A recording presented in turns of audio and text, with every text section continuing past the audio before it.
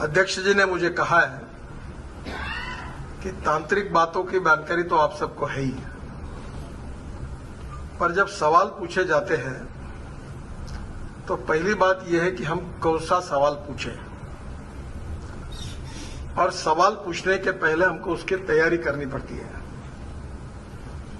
सबसे पहले कि जिस क्षेत्र से हम चुनकर आए हैं, हमारी कॉन्स्टिट्यूंसी के लिए इंपॉर्टेंस की कौन सी बातें हैं जिसका संबंध भारत सरकार से जुड़ा हुआ है, उन समस्याओं का समाधान ढूंढने के लिए हम लोग अगर सवाल पूछते हैं तो निश्चित रूप से हमारे संसदीय क्षेत्र में उसका उपयोग होगा।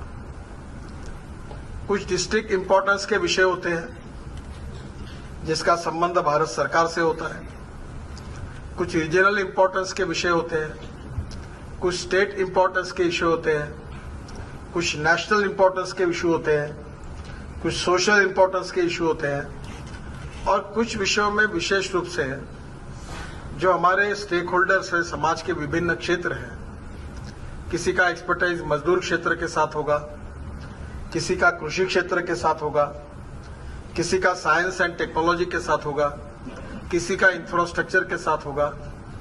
देश लगातार बदल रहा है, नई नई टेक्नोलॉजी इनोवेशंस आ रहे हैं, और आपके सवाल से इसकी जानकारी लेकर जब आप सवाल पूछोगे तो सरकार में भी उसके कारण उस विषय को एक बूस्ट मिलता है, और उसके कारण स्वाभाविक रूप से आपका भी नाम होता है।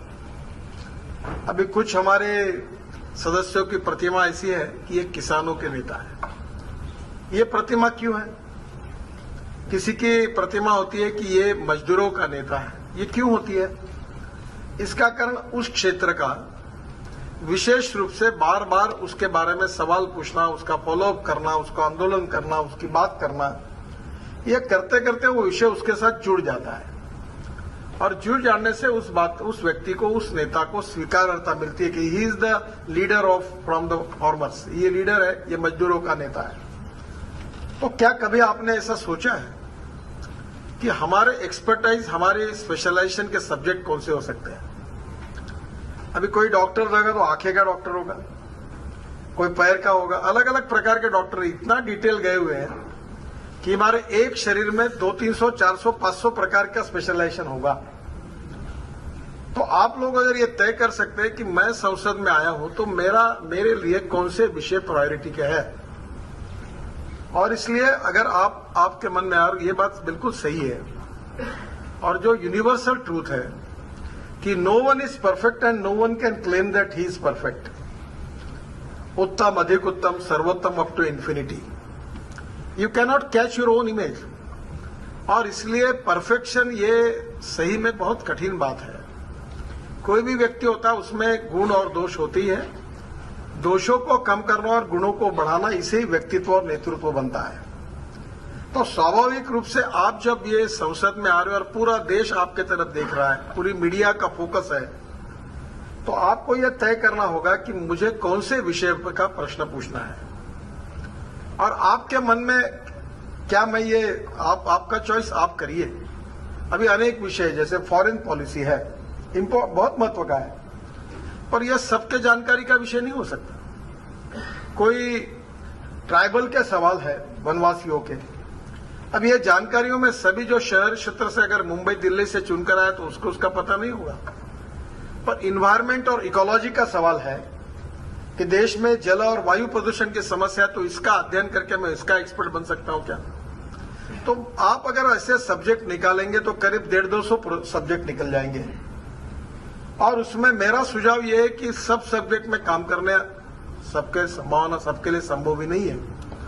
तो आप उसमें कैटेगोरिकली क्लासिफिकेशन करिए कि मैं इतने सब्जेक्ट पर ध्यान दूंगा, और उस सब्जेक्ट पर अगर आप ध्यान देंगे तो आपके डाटा बैंक में, आपके जानकारी में उस सब्जेक्ट की पूरी जानकारी है क्या? अगर आप एग्रीकल्चर में बोलना चाहते हैं तो इसराइल में कैसी खेती होती है ये अगर आपको मालूम होगा, वाटर मैनेजमेंट कैसी होगी अगर आपको मालूम होगा, ड्रिप इरिगेशन और स्प्रिंकलर में क्या फर्क होगा ये आपको मालूम होगा, वाटर कंजर्वेशन क्या है ये आपको मालूम होगा, अल्टरनेटिव एनर्जी का उपयोग किसान कैसा करे ये मालूम होगा, सीड एंड फर्टिलाइजर के बारे में आपको मालूम होगा, तो आपको स्वाभाविक रूप से आप जब बात करोगे तो आपके बात को वजन प्राप्त होता है, रिकॉग्निशन एंड रिस्पेक्ट मिलता है। और चमत्कार के बिना कोई नमस्कार नहीं करता। अगर जब आप बोलोगे और आपके बातों में अगर सब्सटेंस होगा तो मीडिया भी आपके भाषणों को छापेगी। आप देखिए, कोई सदस्य 1 घंटा बोलता है, मीडिया 1 वाक्य भी नहीं छापती, और कोई सदस्य 5 मिनट बोलता है, उसको हेड न्यूज मिल जाती है। तो इसका कारण क्या है? तो एक तो पहली बात है कि प्रश्न काल में जिसको पूछना है वो ज्यादा भाषण ना दे। तो अध्यक्ष जी बार बार रोकते कि आप प्रश्न पूछिए, प्रश्न पूछिए।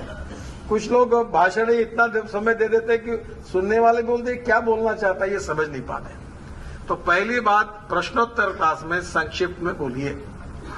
मैं क्रिकेट खेलता था, तो क्रिकेट में पहले मेरे बचपन में वेस्ट इंडीज की टीम आती थी, और उसमें उस समय मेरे फेवरेट प्लेयर थे लॉयड, ग्रीवे, सोबर्स, कनाय। तो मैं जब उनके पास जाता था तो मैं उनको देखता था, उनका ऐसा मनगढ़ स्ट्रांग एंड स्काउट्स 6.5 पौने 7 फुट वो ऊंचे रहते थे, पहलवान रहते थे। मुझे लगा कोई स्ट्रोक मारता है तो शायद उसमें कोई ताकत होती होगी, बहुत ताकत हो इसलिए स्ट्रोक मारता है। तो मैं भी समझ रहा था कि मैं अगर अच्छा क्रिकेटर बनूं तो मैं पहले कसरत करूं। फिर मुझे मौका मिला, एक बार सुनील गावस्कर मुझे मिला।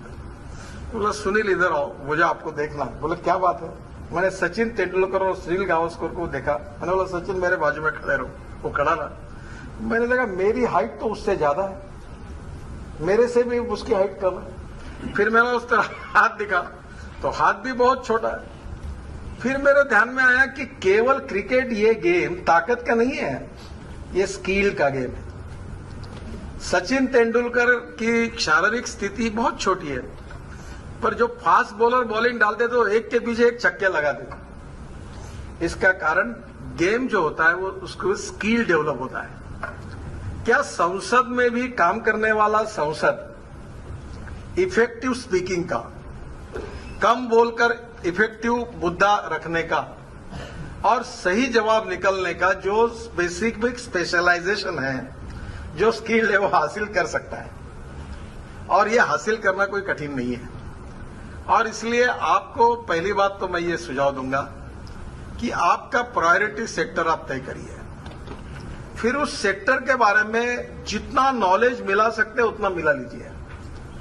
अगर आपने एग्रीकल्चर का करना है तो नॉलेज मिलाइए। और नॉलेज एक चीज ऐसी होती है कि नॉलेज का मतलब हम ज्ञान कहते हैं।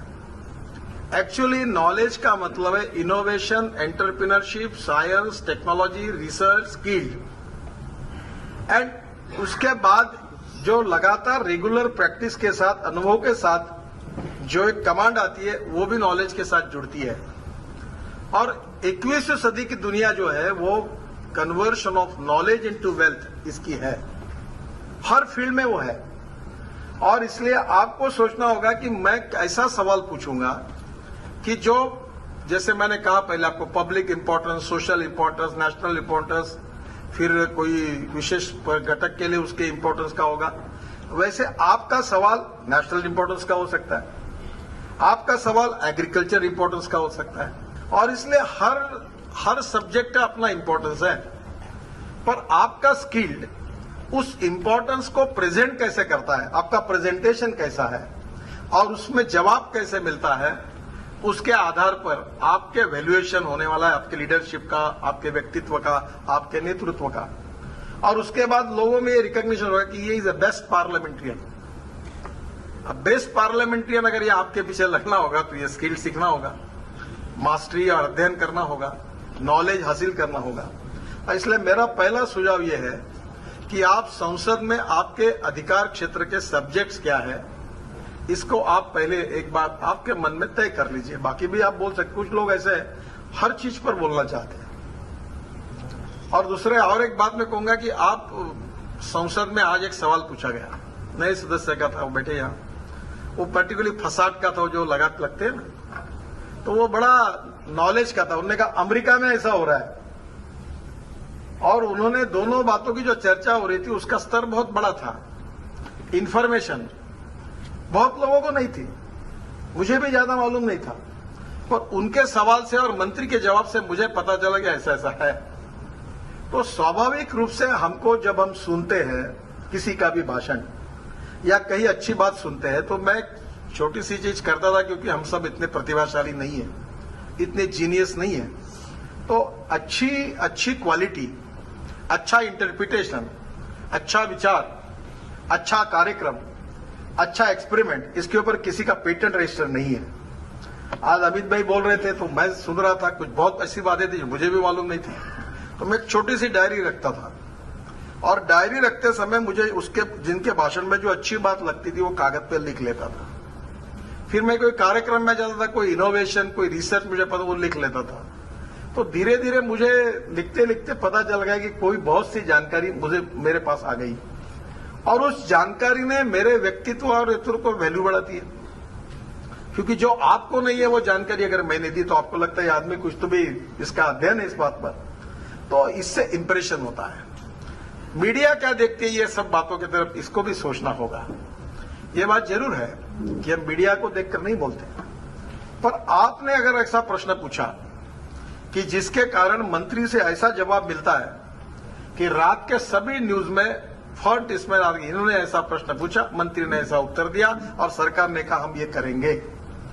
तो ये एक ही जगह पर, जैसे फिर से क्रिकेट की बात आपको बता रहा हूं, कोई भी कैसा भी बॉल डाले, अच्छा बैट्समैन जो होता है वो उसको छक्का मारता है।